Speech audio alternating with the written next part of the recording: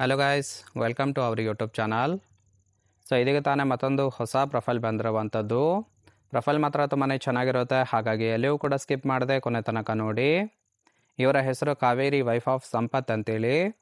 ಊರು ರಾಜಾಜಿ ನಗರದವರು, ಅಂದರೆ ಬೆಂಗಳೂರಿನ ರಾಜಾಜಿ ನಗರದವರು. ವಯಸ್ಸು 36 ವರ್ಷ ಕಂಪ್ಲೀಟ್ ಆಗಿದೆ. ಮೈಕಟ್ಟು 80 kg ತೂಕದ ಮೈ, ಹಾಗೆ ದಪ್ಪ ದೇಹ ಹೊಂದಿದ್ದೇನೆ ಅಂತೇಳಿ ಇನ್ಫಾರ್ಮೇಷನ್ ಕೊಟ್ಟಿದ್ದಾರೆ. ಗಂಡ ಸಂಪತ್ ಅಂತೇಳಿ, ಅವರು ಕೂಡ MNC ಕಂಪನಿಯಲ್ಲಿ ಕೆಲಸವನ್ನು ಮಾಡ್ತಾ ಇದ್ದಾರೆ. ಸಮಸ್ಯೆ, ಮದುವೆ ಆಗಿದ್ರೂ ಕೂಡ ತೂತಿನ ಸೀಲ್ ಓಪನ್ ಆಗಿಲ್ಲ ಅಂತೇಳಿ ಇದಿಷ್ಟು ಇವರಿಗೆ ಸಂಬಂಧಿಸಿದ ಬಯೋಡೇಟಾವನ್ನು ಶೇರ್ ಮಾಡ್ಕೊಂಡಿರೋದು. ಹಾಗೆ ಫ್ರೆಂಡ್ಸ್, ಮದುವೆಗೂ ಮುನ್ನ ಅನುಸರಿಸಬೇಕಾದ ಕೆಲವೊಂದು ಅಂಶಗಳ ಬಗ್ಗೆನೂ ಕೂಡ ಮಾಹಿತಿಯನ್ನು ಕೊಟ್ಟಿದ್ದಾರೆ. ಸೊ ಇದು ಕೂಡ ಲೈಫಲ್ಲಿ ತುಂಬಾ ಯೂಸ್ಫುಲ್ ಆಗಿರುತ್ತೆ, ಹಾಗಾಗಿ ಎಲ್ಲಿಯೂ ಕೂಡ ಸ್ಕಿಪ್ ಮಾಡದೆ ಕೊನೆ ತನಕ ನೋಡಿ. ಇದರ ಜೊತೆಗೆ ಮದುವೆಯಾಗಿ 6 ತಿಂಗಳಾಗಿದ್ರೂ ಕೂಡ ಸುಖ ಇಲ್ಲ, ಬಂದು ಸುಖವನ್ನು ಕೊಡೋರು ನೋಡಿ ಅಂತೇಳಿ ಕೆಲವೊಂದು ಮಾಹಿತಿಯನ್ನು ಸಹಿತ ಕೊಟ್ಟಿದ್ದಾರೆ. ಮೊದಲನೇದು, ಗಂಡ ನೋಡೋದಕ್ಕೆ ಸಣ್ಣಕಲು ವ್ಯಕ್ತಿ, ಆದರೆ ಗೂಟ ಮಾತ್ರ ದಪ್ಪ ಇದೆ ಅಂತೇಳಿ ತಿಳಿಸಿರೋದು. ಅಂದರೆ ನೋಡೋದಕ್ಕೆ ತೆಳ್ಳಗಿದ್ದಾರೆ, ಆದರೆ ಗೂಟ ಮಾತ್ರ ದಪ್ಪಗಿದೆ. ಇನ್ನು ದಪ್ಪ ಇದ್ರೂ ಕೂಡ ಇದು ಸೀಲ್ ಓಪನ್ ಮಾಡಿಲ್ಲ ಅಂತೇಳಿ ತಿಳಿಸಿರೋದು. ಹಾಗಾಗಿ ತೃಪ್ತಿ ಸಿಗದೆ ಈ ಒಂದು ನಿರ್ಧಾರವನ್ನು ತೆಗೆದುಕೊಂಡಿದ್ದೇನೆ.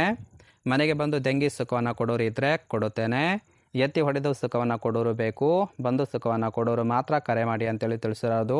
ಇದನ್ನೇದು 6 ತಿಂಗಳಿನ ಸುಖವನ್ನು ಒಂದೇ ಒಂದು ವಾರದಲ್ಲಿ ಕೊಡಬೇಕು, ಅಂಥವರು ಮಾತ್ರ ಕರೆ ಮಾಡಿ ಅಂತೇಳಿ ತಿಳಿಸಿರೋದು. ಹಾಗೆ ಫ್ರೆಂಡ್ಸ್, ಗಂಡಿನ ಗುಣಗಳು ಹೀಗಿದ್ದರೆ ಮಾತ್ರ ಅಗಲ ಮಾಡಿ ಕೊಡುತ್ತೇನೆ ಅಂತೇಳಿ ಇವರಿಗೆ ಸದ್ಯ ಬೇಕಾಗಿರುವ ಗಂಡಿನ ಗುಣಗಳ ಬಗ್ಗೆನೂ ಕೂಡ ಇವರೇ ಖುದ್ದಾಗಿ ಕೊಟ್ಟಿರೋದು. ಮೊದಲನೇದು, ನಾನು ಹೊರಗೆ ಬರೋದಿಲ್ಲ, ಮನೆಗೆ ಬಂದು ಸುಖವನ್ನು ಕೊಡಬೇಕು ಅಂತೇಳಿ ತಿಳಿಸಿದ್ದಾರೆ. ಎರಡನೇದು, ದುಡ್ಡಿನ ಸಹಾಯವೇನೂ ಬೇಡ, ಪುಕ್ಸಟ್ಟೆ ಕೊಡುತ್ತೇನೆ ಅಂತೇಳಿ ತಿಳಿಸಿರೋದು. ಸೊ ಅದಕ್ಕೆ ತಕ್ಕಂತೆ ತೃಪ್ತಿ ಕೊಟ್ಟರೆ ಪರ್ಮನೆಂಟು ಕೊಡುತ್ತೇನೆ ಅಂತೇಳಿ ಕೂಡ ಭರವಸೆಯನ್ನು ಕೊಟ್ಟಿದ್ದಾರೆ. ಮೂರನೇದು, ಸ್ನೇಹಿತರೊಂದಿಗೆ ನಮ್ಮ ಒಂದು ಸಂಬಂಧದ ಬಗ್ಗೆ ಯಾವುದೇ ಕಾರಣಕ್ಕೂ ಹಂಚಿಕೊಳ್ಳಬೇಡಿ.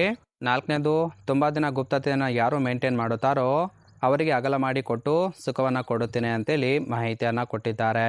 ಸೊ ಯಾರಿಗೆ ಧೈರ್ಯ ಇದೆಯೋ ಸಂಬಂಧವನ್ನು ಬೆಳೆಸಿ ಸುಖವನ್ನು ಕೊಡಬೇಕು ಅಂತೇಳಿ ರಿಕ್ವೆಸ್ಟ್ ಕೂಡ ಮಾಡ್ಕೊಂಡಿರೋದು. ಹಾಗೆ ಫ್ರೆಂಡ್ಸ್, ಕೊನೆಯದಾಗಿ ಇಲ್ಲಿ ನೋಡ್ತಾ ಇರ್ಬೋದು, ಮದುವೆಗೂ ಮುನ್ನ ಅನುಸರಿಸಬೇಕಾದ ಕೆಲವೊಂದು ಅಂಶಗಳ ಬಗ್ಗೆನೂ ಕೂಡ ಮಾಹಿತಿಯನ್ನು ಕೊಟ್ಟಿದ್ದಾರೆ. ನೋಡ್ತಾ ಹೋಗೋಣ. ಮೊದಲನೇದು, ಆತ್ಮ ಪರಿಚಯ. ಅಂದರೆ ಸ್ವತಃ ತನ್ನನ್ನು ತಾನು ಮತ್ತು ಬಾಳ ಸಂಗಾತಿಯನ್ನು ಅರ್ಥ ಮಾಡಿಕೊಳ್ಳೋದಕ್ಕೆ ಪ್ರಥಮ ಆದ್ಯತೆಯನ್ನು ಕೊಡಬೇಕು. ಎರಡನೇದು, ಸಂಬಂಧ ಮೂಲ್ಯ. ಅಂದರೆ ಸಂಬಂಧದ ಮೇಲೆ ಸ್ಪಷ್ಟತೆಯನ್ನು ಇರಬೇಕಾಗುತ್ತೆ. ಮೂರನೇದು, ಆರ್ಥಿಕ ಯೋಜನೆ. ಅಂದರೆ ಹಣಕಾಸು ನಿರ್ವಹಣೆ ಮಾಡೋದಕ್ಕೂ ಕೂಡ ಬರಬೇಕಾಗುತ್ತೆ. ನಾಲ್ಕನೇದು, ಕೌಟುಂಬಿಕ ಬೆಂಬಲ. ಅಂದರೆ ಕುಟುಂಬದವರ ಬೆಂಬಲದೊಂದಿಗೆ ಮಾತ್ರ ಮದುವೆ ಆಗೋದು ಸೂಕ್ತ ಅಂತೇಳಿ ತಿಳಿಸಿದ್ದಾರೆ. ಐದನೇದು, ಆರೋಗ್ಯ ತಪಾಸಣೆ. ಅಂದರೆ ವಧುವರರ ಆರೋಗ್ಯ ತಪಾಸಣೆ ಮಾಡಿಕೊಂಡು ನಂತರ ಮದುವೆ ಆಗೋದು ಸೂಕ್ತ ಅಂತೇಳಿ ಮಾಹಿತಿಯನ್ನು ಕೊಟ್ಟಿರೋದು. ಸೊ ಇದಿಷ್ಟು ಕೂಡ ಮದುವೆಗೆ ಮುನ್ನೆ ಅನುಸರಿಸಬೇಕಾದ ಅಂಶಗಳ ಬಗ್ಗೆ ಮಾಹಿತಿಯನ್ನು ಕೊಟ್ಟಿದ್ದಾರೆ. ಇಷ್ಟ ಆಗಿತ್ತು ಅಂದರೆ ಲೈಕ್ ಮಾಡಿ, ಹಾಗೆ ಇವರ ಕಾಂಟ್ಯಾಕ್ಟ್ ಡೀಟೇಲ್ಸ್ ಬೇಕಾಗಿತ್ತು ಅಂದರೆ ನಮ್ಮ ಚಾನಲ್ಗೆ ಜಾಯ್ನ್ ಮಾಡ್ಕೊಳ್ಳಿ. ಜಾಯ್ನ್ ಮಾಡ್ಕೊಳ್ಳೋದ್ರಿಂದ ಮೊಬೈಲ್ ನಂಬರ್ ಸಿಗುತ್ತೆ, ಕಾಲ್ ಮಾಡಿ ನಿಮ್ಮ ನಿರ್ಧಾರವನ್ನು ನೇರವಾಗಿ ತಿಳಿಸಬಹುದು.